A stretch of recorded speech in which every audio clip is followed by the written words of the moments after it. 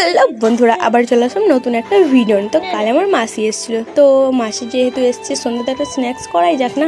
তো যেমন কথা তেমন কাজ, তো আব্বু বলে আব্বু চিকেন এসে চিকেন পকোড়া করবো। তো আব্বু যেমন কথা তেমন কাজ নিয়ে চলে আসলে। দেখো স্লাইস করা হয়ে গেছে চিকেনগুলো, তো এরপর ধুয়ে নেওয়া হবে। ধুয়ে নেওয়া হয়ে গেছে, তো একটু সামান্য পরিমাণ পানি দিয়ে দিতে হবে, একটু সামান্য পরিমাণ মতন নুন দিয়ে দিতে হবে, মানে লবণ। তো এরপর সিদ্ধ করা হবে। তো চলো দেখতে থাকো তোমরা। তো দেখো সিদ্ধ করার জন্য চাপিয়ে দিয়েছি গ্যাসে, তোমরা দেখুন দেখতে থাকো। চলো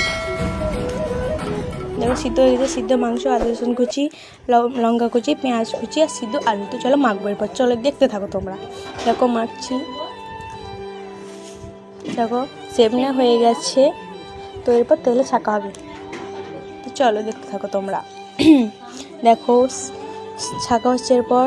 তো কে পকোড়া খেতে ভালোবাসে একটু কমেন্টে জানিও, আর ওখানে কি বলে, তোমাদের ওখানে কি বলে এটাকে কমেন্টে জানিও, আর কোথা থেকে দেখছো একটু কমেন্টে জানিও প্লিজ। তো লাইক কমেন্ট শেয়ার অবশ্যই করবে।